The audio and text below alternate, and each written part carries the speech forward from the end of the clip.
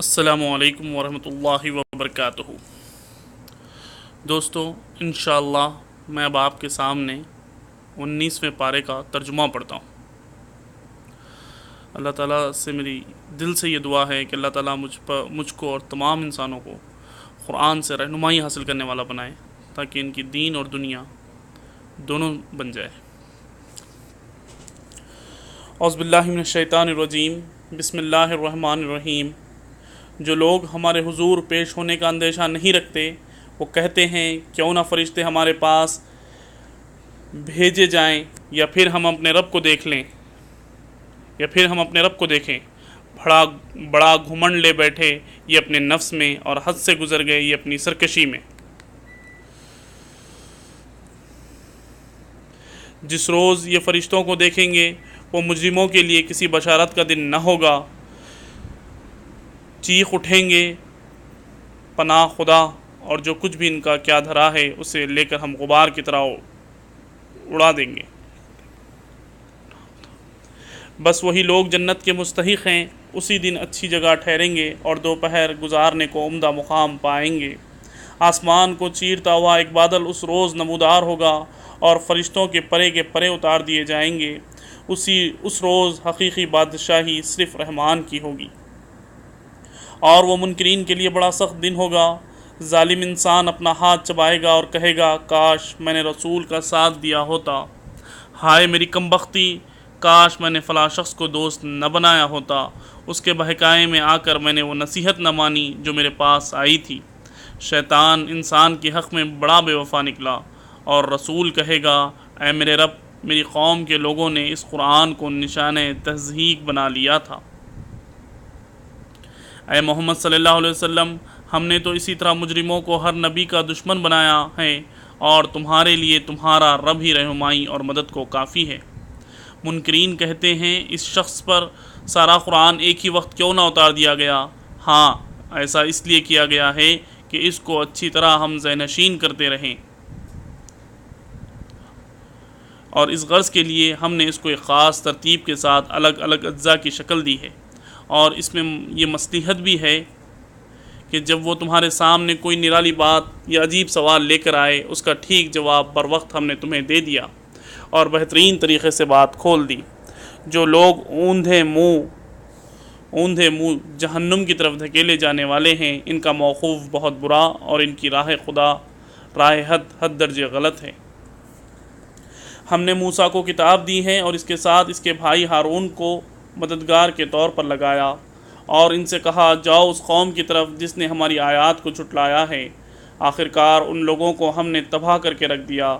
یہی حال قوم نوح کا ہوا، جب انہوں نے رسول کی تکذیب کی، ہم نے ان کو غرق کر دیا اور دنیا بھر کے لوگوں کے لیے ایک نشان عبرت بنا دیا، اور ان ظالموں کے لیے ایک دردناک عذاب ہم نے مہیا کر رکھا ہے۔ اسی طرح عاد اور سمود اور اصحاب رس اور بیچ کی صدیوں کے بہت سے لوگ تباہ کیے گئے۔ ان میں سے ہر ایک کو ہم نے پہلے تباہ ہونے والوں کی مثالیں دے کے سمجھایا، اور آخرکار ہر ایک کو غارت کر دیا۔ اور اس بستی پر تو ان کا گزر ہو چکا ہے جس پر بدترین بارش برسائی گئی تھی۔ کیا انہوں نے اس کا حال دیکھا نہ ہوگا؟ مگر یہ موت کے بعد دوسری زندگی کو توقع ہی نہیں رکھتے۔ یہ لوگ جب تمہیں دیکھتے ہیں تو تمہارا مذاق بنا لیتے ہیں، کہتے ہیں کیا یہ شخص ہے جسے خدا نے رسول بنا کر بھیجا ہے؟ اس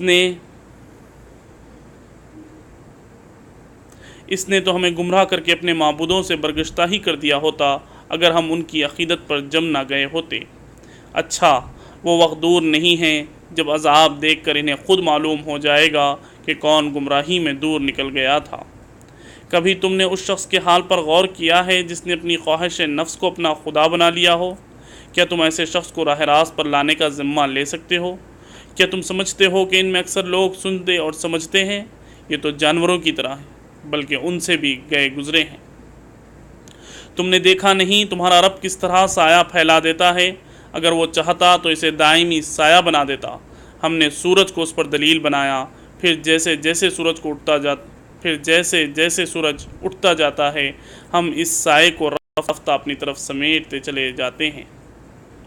اور وہ اللہ ہی ہے جس نے رات کو تمہارے لیے لباس اور نیند کو سکون موت اور دن کو جی اٹھنے کا وقت بنایا، اور وہی ہے جو اپنی رحمت کے آگے آگے ہواؤں کا وہ بشارت بنا کر بھیجتا ہے، پھر آسمان سے پاک پانی نازل کرتا ہے تاکہ ایک مردہ علاقے کو اس کے ذریعے زندگی بخشے اور اپنی مخلوق میں سے بہت سے جانوروں اور انسانوں کو سیراب کرے۔ اس کرشمے کو ہم بار بار ان کے سامنے لاتے ہیں تاکہ وہ کچھ سبق لیں، مگر اکثر لوگ کفر اور ناشکری کے سوا کوئی دوسرا رویہ اختیار کرنے سے انکار کر دیتے ہیں۔ اگر ہم چاہتے تو ایک بستی میں ایک نذیر اٹھا کھڑا کرتے، پس اے نبی صلی اللہ علیہ وسلم کافروں کی بات ہرگز نہ مانو اور اس قرآن کو لے کر ان کے ساتھ جہاد کبیر کرو۔ اور وہی ہے جس نے دو سمندروں کو ملا رکھا ہے، ایک لذیذ و شیریں، دوسرا تلخ و شور، اور دونوں کے درمیان ایک پردہ حائل ہے، ایک رکاوٹ ہے جو انہیں گڈمڈ ہونے سے روکے ہوئے ہیں۔ اور وہی ہے جس نے پانی سے ایک بشر پیدا کیا، پھر اسے نسب اور سسرال کے دو الگ الگ سلسلے چلائے، تیرا رب بڑا ہی قدرت والا ہے۔ اس خدا کو چھوڑ کر لوگ ان کو پوج رہے ہیں جو نہ ان کو نفع پہنچا سکتے ہیں نہ نقصان، اور اوپر سے مزید یہ کہ کافر اپنے رب کے مقابلے میں ہر باغی کا مددگار بنا ہوا ہے۔ اس خدا کو چھوڑ کر لوگ ان کو پوج رہے ہیں جو نہ ان کو نفع پہنچا سکتے ہیں نہ نقصان، اور اوپر سے مزید یہ کہ کافر اپنے رب کے مقابلے میں ہر باغی کا مددگار بنا ہوا ہے۔ اے محمد صلی اللہ علیہ وسلم، تم کو تو ہم نے بس ایک مبشر اور نذیر بنا کر بھیجا ہے۔ ان سے کہہ دو کہ میں اس کام پر تم سے کوئی اجرت نہیں مانگتا، میری اجرت بس یہی ہے کہ جس کا جی چاہے وہ اپنے رب کا راستہ اختیار کر لے۔ اے محمد صلی اللہ علیہ وسلم، اس خدا پر بھروسہ رکھو جو زندہ ہے اور کبھی مرنے والا نہیں، اس کی حمد کے ساتھ اس کی تسبیح کرو، اپنے بندوں کے گناہوں سے بس اسی کا باخبر ہونا کافی ہے۔ وہ جس نے 6 دنوں میں زمین اور آسمان کو اور ساری چیزوں کو بنا کر رکھ دیا جو آسمان اور زمین کے درمیان ہیں، پھر آپ ہی کائنات کے تخت سلطنت عرش پر جلوہ فرما ہوا۔ رحمان اس کی شان بس اس کسی جاننے والے سے پوچھو۔ ان لوگوں سے جب کہا جاتا ہے اس رحمان کو سجدہ کرو تو کہتے ہیں رحمان کیا ہوتا ہے؟ کیا بس جسے تو کہہ دے اس کو ہم سجدہ کرتے پھریں؟ یہ دعوت ان کی نفرت میں الٹا اور اضافہ کر دیتی ہے۔ بڑا متبرک ہے وہ جس نے آسمان میں برج بنائے اور اس میں ایک چراغ اور چمکتا چاند روشن کیا، وہی ہے جس نے رات اور دن کو ایک دوسرے کا جانشین بنایا، ہر اس شخص کے لیے جو سبق لینا چاہے یا شکر گزار ہونا چاہے۔ رحمان کے اصلی بندے وہ ہیں جو زمین پر نرم چال چلتے ہیں اور جاہل ان کے منہ آئیں تو کہہ دیتے ہیں تم کو سلام، جو اپنے رب کے حضور سجدے اور قیام میں راتیں گزارتے ہیں، جو دعائیں کرتے ہیں کہ اے ہمارے رب جہنم کے عذاب سے ہم کو بچا لے، اس کا عذاب تو جان کا لاگو ہے، وہ بڑا ہی مستخر اور مقام ہے، جو خرچ کرتے ہیں تو نہ فضول خرچی کرتے ہیں نہ بخل، بلکہ ان کا خرچ دونوں انتہاؤں کے درمیان اعتدال پر قائم رہتا ہے، جو اللہ کے سوا کسی اور کو معبود نہیں پکارتے، اللہ کی حرام کی ہوئی کسی جان کو ناحق ہلاک نہیں کرتے اور نہ زنا کے مرتکب ہوتے ہیں۔ یہ کام جو کوئی کرے گا وہ اپنے گناہ کا بدلہ پائے گا، قیامت کے روز اس کو مقرر عذاب دیا جائے گا اور اسی میں وہ ہمیشہ ذلت کے ساتھ پڑا رہے گا، الا یہ کہ کوئی ان گناہوں کے بعد توبہ کر چکا ہو اور ایمان لا کر عمل صالح کرنے لگا ہو۔ ایسے لوگوں کی برائیوں کو اللہ بھلائیوں سے بدل دے گا اور وہ بڑا غفور اور رحیم ہے۔ جو شخص توبہ کر کے نیک عملی اختیار کرتا ہے وہ تو اللہ کی طرف پلٹ آتا ہے جیسا کہ پلٹنے کا حق ہے، اور رحمان کے بندے وہ ہیں جو جھوٹ کے گواہ نہیں بنتے اور کسی لغو چیز پر ان کا گزر ہو جائے تو شریف آدمیوں کی طرح گزر جاتے ہیں، جنہیں اگر ان کے رب کی آیات سنا کر نصیحت کی جاتی ہے تو اس پر اندھے اور بہرے بن کر نہیں رہ جاتے، جو دعائیں مانگا کرتے ہیں اے ہمارے رب ہمیں اپنی بیویوں اور اپنی اولاد سے آنکھوں کی ٹھنڈک دے اور ہم کو پرہیزگاروں کا امام بنا۔ یہ ہیں وہ لوگ جو اپنے صبر کا پھل منزل بلند کی شکل میں پائیں گے، آداب و تسلیمات سے ان کا استقبال ہوگا، وہ ہمیشہ ہمیشہ وہاں رہیں گے، کیا ہی اچھا ہے وہ مستقر اور وہ مقام۔ اے محمد صلی اللہ علیہ وسلم، لوگوں سے کہو میرے رب کو تمہاری کیا حاجت پڑی ہے اگر تم اس کو نہ پکارو، اب کہ تم نے جھٹلا دیا ہے، ان قریب وہ سزا پاؤ گے جان چھڑانی محال ہوگی۔ الحمدللہ یہاں پر ہم سورہ فرقان ختم کر چکے ہیں اور سورہ شورى یہاں سے شروع ہو رہی ہے۔ اعوذ باللہ من الشیطان الرجیم، بسم اللہ الرحمن الرحیم۔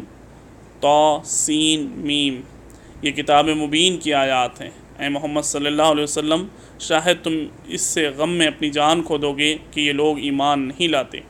ہم چاہیں تو آسمان سے ایسی نشانی نازل کر سکتے ہیں کہ ان کی گردنیں اس کے آگے جھک جائیں۔ ان لوگوں کے پاس رحمان کی طرف سے جو نصیحت بھی آتی ہے یہ اس سے منہ موڑ لیتے ہیں، اب کہ یہ جھٹلا چکے ہیں۔ ان قریب ان کو اس چیز کی حقیقت مختلف طریقوں سے معلوم ہو جائے گی جس کا یہ مذاق اڑا رہے ہیں۔ اور کیا انہوں نے کبھی زمین پر نگاہ نہیں ڈالی کہ ہم نے کتنی کثیر مقدار میں ہر طرح کے عمدہ نباتات اس میں پیدا کی ہیں؟ یقیناً اس میں ایک نشانی ہے، مگر ان میں اکثر ماننے والے نہیں۔ اور حقیقت یہ ہے کہ تیرا رب زبردست بھی ہے اور رحیم بھی۔ انہیں اس وقت کا قصہ سناؤ جب کہ تمہارے رب نے موسیٰ کو پکارا، ظالم قوم کے پاس جا، فرعون کی قوم کے پاس جا، کیا وہ نہیں ڈرتے؟ اس نے عرض کیا، اے میرے رب، مجھے خوف ہے کہ وہ مجھ کو جھٹلا دیں گے، میرا سینہ گھٹتا ہے اور میری زبان نہیں چلتی۔ آپ ہارون کی طرف سے رسالت بھیجیں، اور مجھ پر ان کے ہاں ایک جرم کا الزام بھی ہے، اس لیے میں ڈرتا ہوں کہ وہ مجھے قتل کر دیں گے۔ فرمایا، ہرگز نہیں، تم دونوں جاؤ ہماری نشانیاں لے کر، ہم تمہارے ساتھ سب کچھ سنتے رہیں گے۔ فرعون کے پاس جاؤ اور اس سے کہو، ہم کو رب العالمین نے اس لیے بھیجا ہے کہ تو بنی اسرائیل کو ہمارے ساتھ جانے دے۔ فرعون نے کہا، کیا ہم نے تجھ کو اپنے ہاں بچہ سا نہیں پالا تھا؟ تو نے اپنی عمر کے کئی سال ہمارے ہاں گزارے ہیں، اور اس کے بعد کر گیا جو کچھ کر گیا، تو بڑا احسان فراموش آدمی ہے۔ موسیٰ نے جواب دیا، اس وقت وہ کام میں نے نادانستگی میں کر دیا تھا، پھر میں تمہارے خوف سے بھاگ گیا۔ اس کے بعد میرے رب نے مجھ کو حکم عطا کیا اور مجھے رسولوں میں شامل فرمایا۔ رہا تیرا احسان تو جو تو نے مجھ پر جتایا ہے، اس کی حقیقت یہ ہے کہ تو نے بنی اسرائیل کو غلام بنا لیا تھا۔ فرعون نے کہا، اور یہ رب العالمین کیا ہوتا ہے؟ موسیٰ نے جواب دیا، آسمانوں اور زمین کا رب، اور ان سب چیزوں کا رب جو زمین و آسمان کے درمیان ہے، اگر تم یقین لانے والے ہو۔ فرعون نے اپنے گرد و پیش کے لوگوں سے کہا، سنتے ہو؟ موسیٰ علیہ السلام نے کہا، تمہارا رب بھی اور تمہارے ان آباء و اجداد کا رب بھی جو گزر چکے ہیں۔ فرعون نے حاضرین سے کہا، تمہارے یہ رسول صاحب جو تمہاری طرف بھیجے گئے ہیں بالکل ہی پاگل معلوم ہوتے ہیں۔ موسیٰ علیہ السلام نے کہا، مشرق و مغرب اور جو کچھ ان کے درمیان ہے سب کا رب، اگر آپ لوگ کچھ عقل رکھتے ہیں۔ فرعون نے کہا، اگر تو نے میرے سوا کسی اور کو معبود مانا تو تجھے بھی ان لوگوں میں شامل کر دوں گا جو قید خانوں میں پڑے سڑ رہے ہیں۔ موسیٰ علیہ السلام نے کہا، اگرچہ میں لے آؤں تیرے سامنے ایک صحیح چیز بھی۔ فرعون نے کہا، اچھا تو لے آ اگر تو سچا ہے۔ اس کی زبان سے یہ بات نکلتے ہی موسیٰ نے اپنے عصا پھینکا اور ایک وہ صحیح اژدہا تھا۔ پھر اس نے اپنا ہاتھ بغل سے کھینچا اور وہ سب دیکھنے والوں کے سامنے چمک رہا تھا۔ فرعون اپنے گرد و پیش کے سرداروں سے بولا، یہ شخص یقیناً ایک ماہر جادوگر ہے، چاہتا ہے کہ اپنے جادو کے زور سے تم کو تمہارے ملک سے نکال دے۔ اب بتاؤ تم کیا حکم دیتے ہو؟ انہوں نے کہا، اسے اور اس کے بھائی کو روک لیجئے اور شہروں میں ہر کارے بھیج دیجئے کہ ہر سیانے جادوگر کو آپ کے پاس لے آئیں۔ چنانچہ ایک روز مقررہ وقت پر جادوگر اکٹھا کر لیے گئے اور لوگوں سے کہا گیا، تم اجتماع میں چلو گے، شاہد کہ ہم جادوگروں کے دین ہی پر رہ جائیں اور وہ غالب رہیں۔ جب جادوگر میدان میں آئے تو انہوں نے فرعون سے کہا، ہمیں انعام تو ملے گا اگر ہم غالب رہے؟ اس نے کہا، ہاں، اور تم تو اس وقت مقربین میں شامل ہو جاؤ گے۔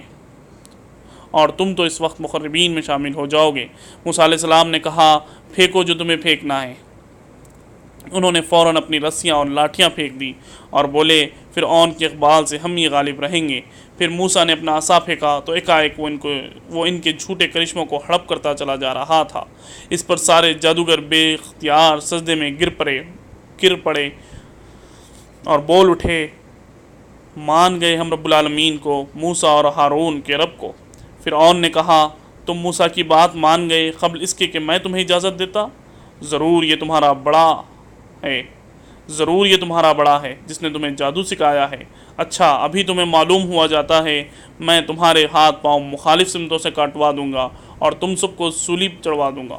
انہوں نے جواب دیا، کچھ پرواہ نہیں، ہم اپنے رب کے حضور پہنچ جائیں اور ہمیں توقع ہے کہ ہمارا رب ہمارے گناہ معاف کر دے گا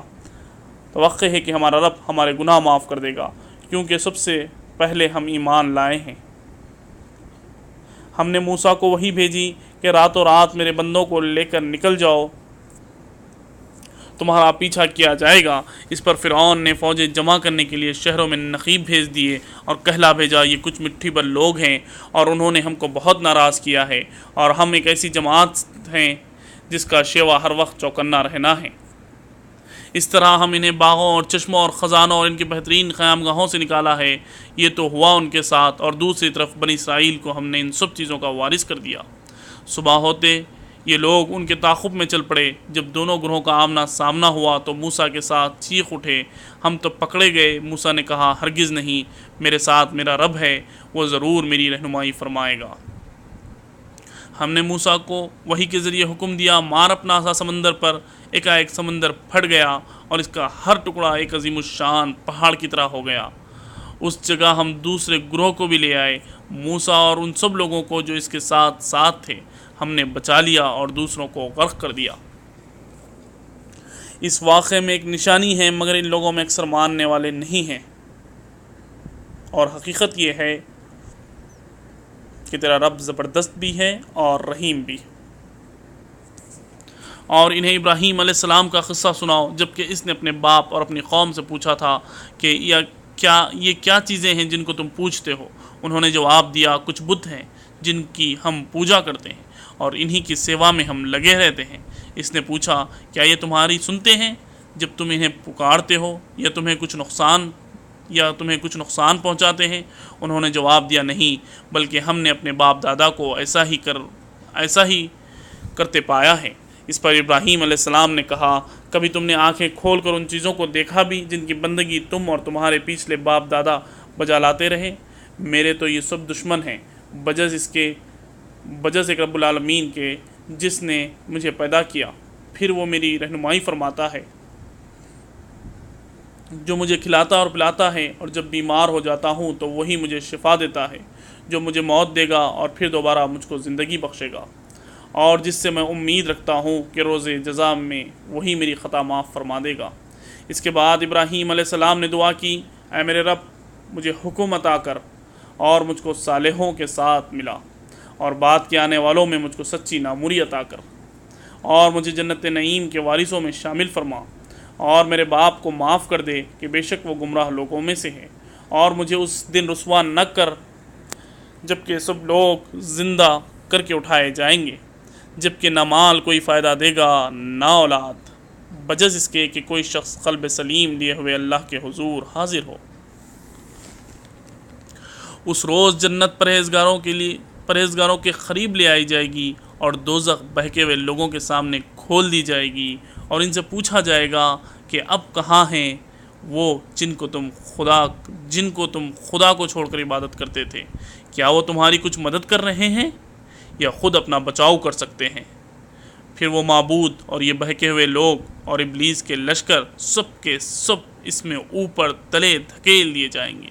وہاں یہ سب آپس میں جھگڑیں گے، اور بہکے ہوئے لوگ اپنے معبودوں سے کہیں گے، خدا کی قسم، ہم تو سرہی گمراہی میں مبتلا تھے، جبکہ تم کو رب العالمین کی برابری کا درجہ دے رہے تھے، اور وہ مجرم لوگ ہی تھے جنہوں نے ہم کو اس گمراہی میں ڈال دیا۔ اب نہ ہماری کوئی سفارشی ہے اور نہ کوئی جگری دوست، کاش ہمیں ایک دفعہ پھر پلٹنے کا موقع مل جائے تو ہم مومن ہوں۔ یقیناً اس میں ایک بڑی نشانی ہے، مگر ان میں سے اکثر لوگ ایمان لانے والے نہیں ہیں، اور حقیقت یہ ہے کہ تیرا رب زبردست بھی ہے اور رحیم بھی۔ قوم نوح نے رسولوں کو جھٹلایا، یاد کرو جبکہ ان کے بھائی نوح علیہ السلام نے ان سے کہا تھا کیا تم ڈرتے نہیں ہو، میں تمہارے لیے ایک امانت دار رسول ہوں، لہٰذا تم اللہ سے ڈرو اور میری اطاعت کرو، میں اس کام پر تم سے کسی اجر کا طالب نہیں ہوں، میرا اجر تو رب العالمین کے ذمے ہے، پس تم اللہ سے ڈرو اور بے کھٹ کے میری اطاعت کرو۔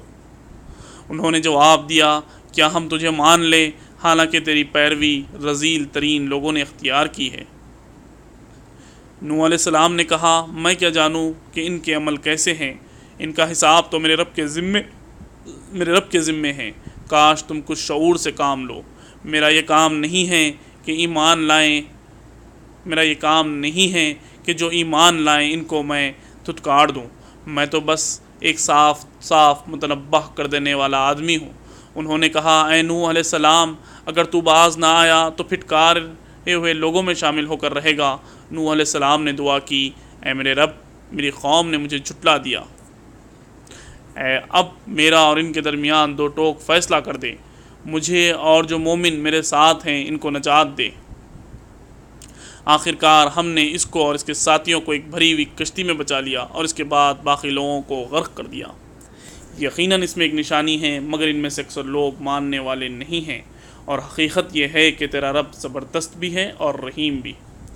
عاد نے رسولوں کو جھٹلایا، یاد کرو جب ان کے بھائی ہود نے ان سے کہا تھا کیا تم ڈرتے نہیں، میں تمہارے لیے ایک امانت دار رسول ہوں، لہٰذا تم اللہ سے ڈرو اور میری اطاعت کرو، میں اس کام پر تم سے کسی اجر کا طالب نہیں ہوں، میرا اجر تو رب العالمین کے ذمے ہے۔ یہ تمہارا کیا حال ہے کہ ہر اونچے مقام پر لحاظل ایک یادگار عمارت بنا ڈالتے ہو اور بڑے بڑے خسرے تعمیر کرتے ہو، گویا تمہیں ہمیشہ یہ رہنا ہے، اور جب کسی پر ہاتھ ڈالتے ہو جبار بن کر ڈالتے ہو، پس تم لوگ اللہ سے ڈرو اور میری اطاعت کرو، ڈرو اس سے جس نے وہ کچھ تمہیں دیا جو تم جانتے ہو، تمہیں جانور دیے، اولادیں دیں، باغ دیے اور چشمے دیے، مجھے تمہارے حق میں ایک بڑے دن کے عذاب کا ڈر ہے۔ انہوں نے جواب دیا تو نصیحت کر یا نہ کر ہمارے لیے سب یکساں ہیں، یہ باتیں تو یوں ہی ہوتی چلی آئی ہیں اور ہم عذاب میں مبتلا ہونے والے نہیں ہیں۔ آخرکار انہوں نے اسے جھٹلایا اور ہم نے ان کو ہلاک کر دیا۔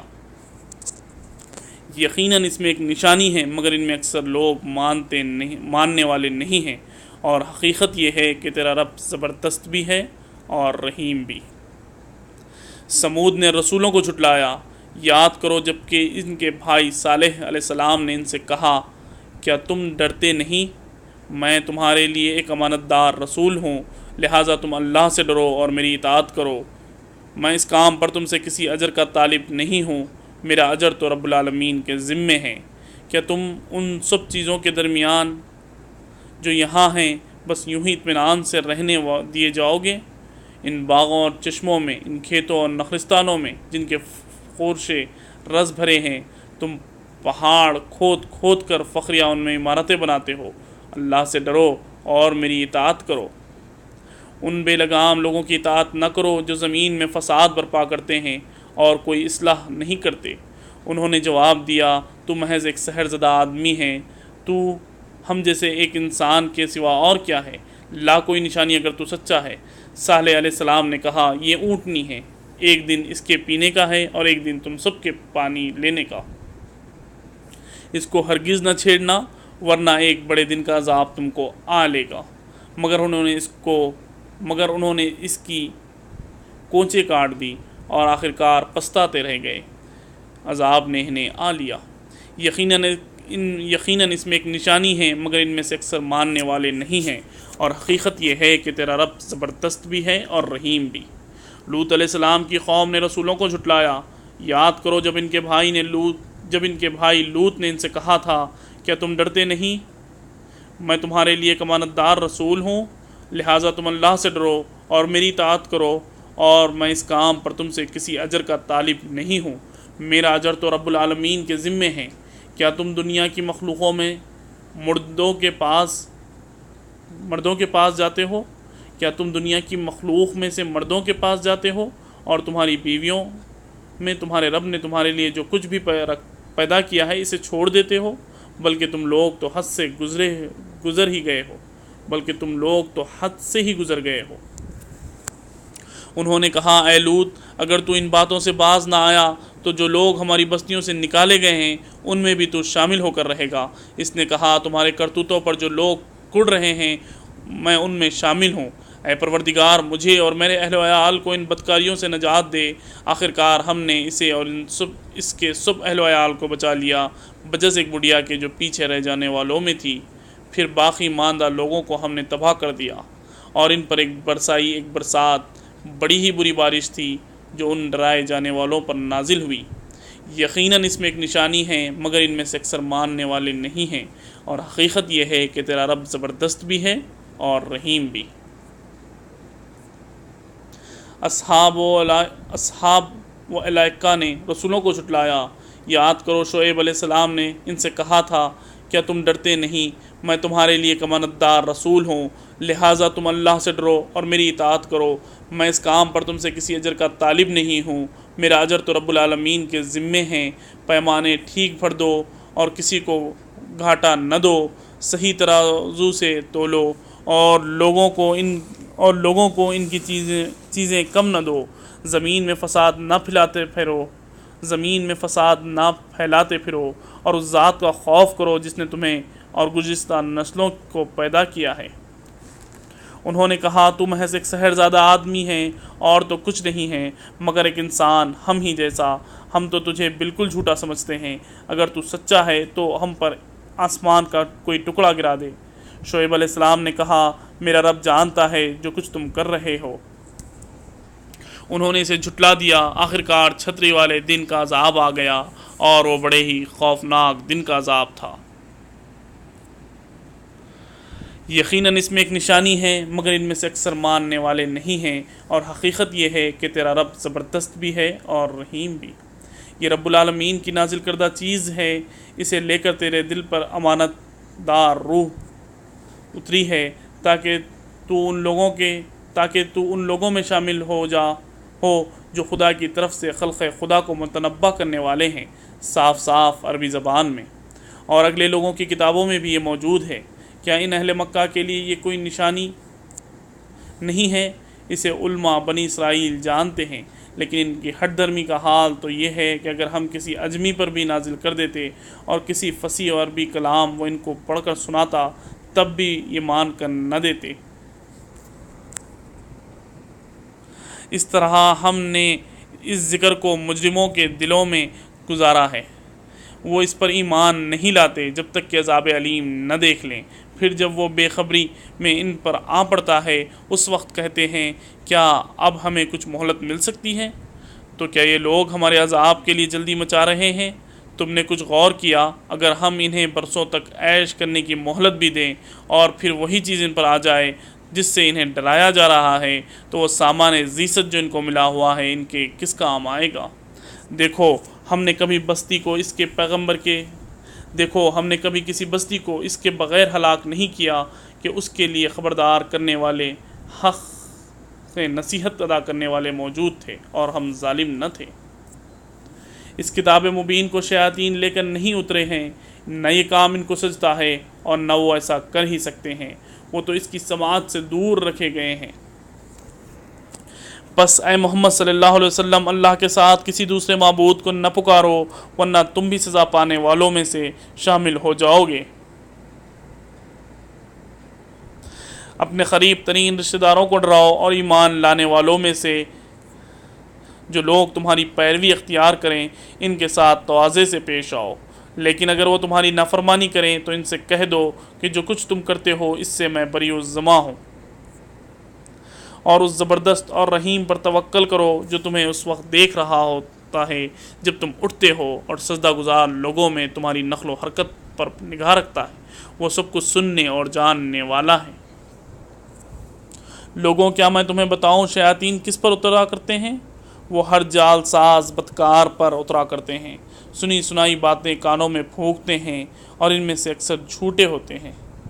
رہے شورا تو ان کے پیچھے بہکے ہوئے لوگ چلا کرتے ہیں۔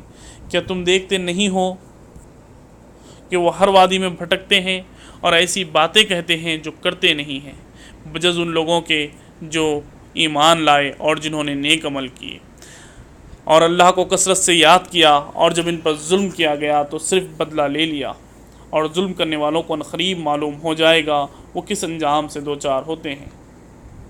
یہاں پر سورہ شورى ختم ہو رہی ہے اور سورہ نمل شروع ہو رہی ہے۔ اعوذ باللہ من الشیطان الرجیم، بسم اللہ الرحمن الرحیم۔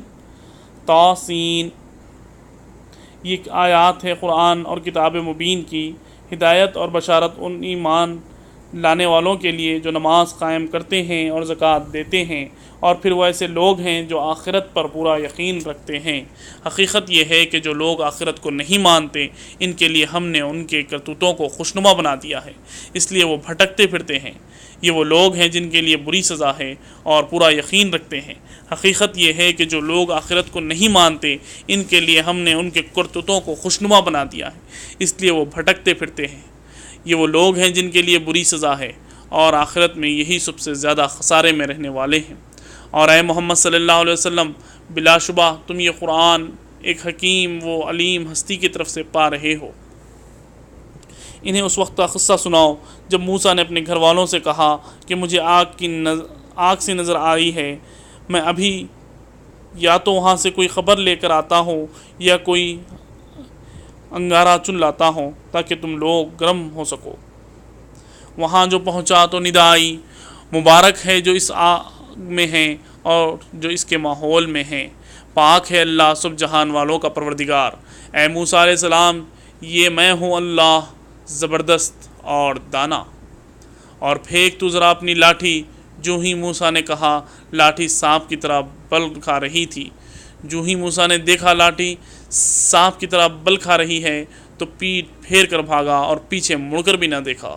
اے موسیٰ علیہ السلام، ڈرو نہیں، میرے حضور رسول ڈرا نہیں کرتے الا یہ کہ کسی نے قصور کیا ہو، پھر اگر برائی کے بعد اس نے بھلائی سے اپنے فعل کو بدل لیا تو میں معاف کرنے والا مہربان ہوں۔ اور ذرا اپنا ہاتھ اپنے گریبان میں تو ڈالو، چمکتا ہوا نکلے گا بغیر کسی تکلیف کے۔ یہ 2 نشانیاں 9 نشانیوں میں سے ہیں، فرعون اور اس کی قوم کی طرف لے جانے کے لیے وہ بڑے بد کردار لوگ ہیں۔ مگر جب ہماری کھلی کھلی نشانیاں ان لوگوں کے سامنے آئیں تو انہوں نے کہا یہ تو کھلا جادو ہے۔ انہوں نے سراسر ظلم کیا اور غرور کی راہ سے ان نشانیوں کا انکار کیا، حالانکہ دل ان کے قائل ہو چکے تھے۔ اب دیکھ لو ان مفسدوں کا انجام کیسا ہوا۔ دوسری طرف ہم نے داؤد علیہ السلام، سلیمان علیہ السلام کو علم عطا کیا، اور انہوں نے کہا شکر ہے اس خدا کا جس نے ہم کو اپنے معبود سے مومن بندوں پر فضیلت عطا کی اور داؤد کا وارث سلیمان ہوا۔ اور اس نے کہا لوگوں ہمیں پرندوں کی بولیاں سکھائی گئی ہیں اور ہمیں ہر طرح کی چیزیں دی گئی ہیں، بے شک یہ اللہ کا نمایاں فضل ہے۔ سلیمان علیہ السلام نے جن اور انسانوں اور پرندوں کے لشکر کو جمع کیے گئے تھے۔ سلیمان علیہ السلام کے لیے جن اور انسانوں اور پرندوں کے لشکر جمع کیے گئے تھے اور وہ پورے ضبط میں رکھے جاتے تھے۔ ایک مرتبہ وہ ان کے ساتھ کوچ کر رہا تھا، یہاں تک کہ جب یہ سب چونٹیوں کی وادی میں پہنچے تو ایک چونٹی نے کہا اے چونٹیوں، اپنے بلوں میں گھس جاؤ، کہیں ایسا نہ ہو کہ سلیمان علیہ السلام اور اس کے لشکر تمہیں کچل ڈالیں اور انہیں خبر بھی نہ ہو۔ سلیمان علیہ السلام نے اس کی بات پر مسکراتے ہوئے ہنس پڑا اور بولا اے میرے رب، مجھے قابو میں رکھ، میں تیرے اس احسان کا شکر ادا کرتا ہوں جو تو نے مجھ پر اور میرے والدین پر کیا ہے، اور ایسا عمل صالح کروں جو تجھے پسند آئے، اور اپنی رحمت سے مجھ کو اپنے صالح بندوں میں داخل کر۔ ایک اور موقع پر سلیمان علیہ السلام نے پرندوں کا جائزہ لیا اور کہا کیا بات ہے، میں فلاں ہدہد کو نہیں دیکھ رہا ہوں، کیا وہ کہیں غائب ہو گیا ہے؟ میں اسے سخت سزا دوں گا یا ذبح کر دوں گا، ورنہ اسے میرے سامنے معقول وجہ پیش کرنی ہوگی۔ کچھ زیادہ دیر نہ گزری تھی، اس نے آ کر کہا میں نے وہ معلومات حاصل کی ہیں جو آپ کے علم میں نہیں ہیں، میں سبا کے متعلق یقینی اطلاع لے آیا ہوں۔ میں نے وہاں ایک عورت دیکھی جو اس قوم کی حکمران ہیں، جو اس کو ہر طرح کا سر و سامان بخشا گیا ہے اور اس کا تخت بڑا عظیم الشان ہے۔ میں نے دیکھا کہ وہ اور اس کی قوم اللہ کے بجائے سورج کے آگے سجدہ کرتی ہے۔ شیطان نے ان کے اعمال ان کے لیے خوشنما بنا دیے ہیں اور انہیں شاہراہ سے روک دیا ہے۔ اس وجہ سے وہ سیدھا راستہ نہیں پاتے۔ اس خدا کو سجدہ کریں جو آسمان اور زمین کی پوشیدہ چیزیں نکالتا ہے۔ وہ سب کچھ جانتا ہے جسے تم لوگ چھپاتے ہو اور ظاہر کرتے ہو۔ اللہ کے جس کے سوا کوئی مستحق عبادت نہیں، جو عرش عظیم کا مالک ہے۔ دوستو یہاں پر سجدے والی آیت ہے، تو آپ لوگوں سے خواہش ہے کہ آپ لوگ یہاں پر سجدہ کر لیں۔ سجدہ سلیمان علیہ السلام نے کہا، ابھی ہم دیکھ لیتے ہیں کہ تو نے سچ کہا یا جھوٹ۔ بولنے والوں میں سے میرا یہ خط لے جا اور ان لوگوں کی طرف ڈال دے، پھر الگ ہٹ کر دیکھ وہ کیا رد عمل ظاہر کرتے ہیں۔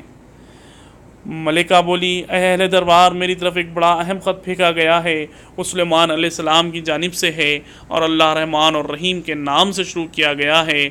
مضمون یہ ہے کہ میرے مقابلے میں سرکشی نہ کرو اور مسلم ہو کر میرے پاس حاضر ہو جاؤ۔ خط سنا کر ملکہ نے کہا، اے سرداران قوم، میرے اس معاملے میں مجھے مشورہ دو۔ میں کسی معاملے کا فیصلہ تمہارے بغیر نہیں کرتی ہوں۔ انہوں نے جواب دیا، ہم طاقتور اور لڑنے والے لوگ ہیں، آگے فیصلہ آپ کے ہاتھ میں ہے، آپ خود دیکھ لیں کہ آپ کو کیا حکم دینا ہے۔ ملکہ نے کہا، بادشاہ جب کسی ملک میں گھس آتے ہیں تو اسے خراب اور اس کے عزت والوں کو ذلیل کر دیتے ہیں، یہی کچھ وہ کیا کرتے ہیں۔ میں ان لوگوں کی طرف ایک ہدیہ بھیجتی ہوں، پھر دیکھتی ہوں کہ میرے الیچی کیا جواب لے کر پلٹتے ہیں۔ جب وہ ملکہ کا سفیر سلیمان کے ہاں پہنچا تو اس نے کہا، کیا تم لوگ میری مال سے مدد کرنا چاہتے ہو؟ جو کچھ خدا نے مجھے دے رکھا ہے وہ اس سے بہت زیادہ ہے جو تمہیں دیا ہے۔ تمہارا ہدیہ تو تمہیں کو مبارک۔ اے سفیر واپس جا اپنے بھیجنے والے کی طرف۔ ہم ان پر ایسے لشکر لے آئیں گے جن کا مقابلہ وہ نہ کر سکیں گے، اور ہم انہیں ایسی ذلت کے ساتھ وہاں سے نکالیں گے کہ وہ خوار ہو کر رہ جائیں گے۔ سلیمان علیہ السلام نے کہا، اے اہل دربار، تم میں سے کون اس کا تخت میرے پاس لاتا ہے قبل اس کے کہ وہ لوگ مطیع ہو کر میرے پاس حاضر ہوں؟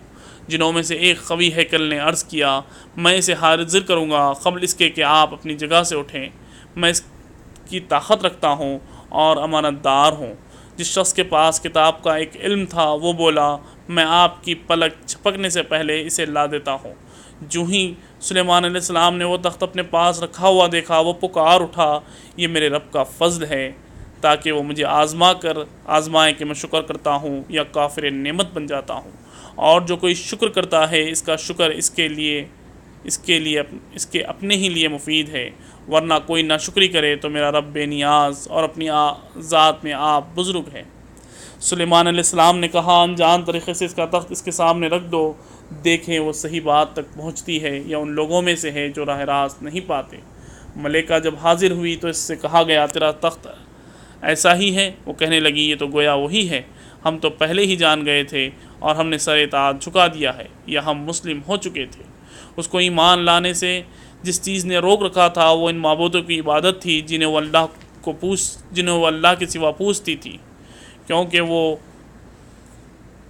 ایک کافر قوم سے تھی۔ اس سے کہا گیا، محل میں داخل ہو۔ اس نے دیکھا تو سمجھی پانی کا حوض ہے، اور اترنے کے لیے اس نے اپنے پائچے اٹھا لیے۔ سلیمان علیہ السلام نے کہا، یہ شیشے کا چکنا فرش ہے۔ اس پر وہ پکار اٹھی، اے میرے رب، آج تک میں اپنے نفس پر بڑا ظلم کرتی رہی، اور اب میں نے سلیمان علیہ السلام کے ساتھ اللہ رب العالمین کی اطاعت قبول کر لی۔ اور سمود کی طرف ہم نے ان کے بھائی صالح کو یہ پیغام دے کر بھیجا کہ اللہ کی بندگی کرو، تو ایک وہ دو متخاصم فریق بن گئے۔ صالح علیہ السلام نے کہا، اے میری قوم کے لوگوں، بھلائی سے پہلے برائی کے لیے کیوں جلدی مچاتے ہو؟ کیوں نہیں اللہ سے مغفرت طلب کرتے ہو، شاہد کہ تم پر رحم فرمایا جائے؟ انہوں نے کہا، ہم نے تو تم کو اور تمہارے ساتھیوں کو بدشگونی کا نشانہ پایا ہے۔ صالح علیہ السلام نے جواب دیا، تمہارے نیک و بدشگون کا سر رشتہ تو اللہ کے پاس ہے، اصل بات یہ ہے کہ تم لوگوں کی آزمائش ہو رہی ہے۔ اس شہر میں 9 جھتے دار تھے جو ملک میں فساد پھیلاتے تھے اور کوئی اصلاح کا کام نہ کرتے تھے۔ انہوں نے آپس میں کہا، خدا کی قسم کھا کر عہد لو کہ ہم صالح اور اس کے گھر والوں پر شبخون ماریں گے، پھر اس کی ولی سے کہہ دیں گے کہ ہم اس کے خاندان کی ہلاکت کے موقع پر موجود نہ تھے، ہم بالکل سچ کہتے ہیں۔ یہ چال تو وہ چلے، پھر ایک چال ہم نے چلی جس کی انہیں خبر نہ تھی۔ اب دیکھ لو کہ ان کی چال کا کیا انجام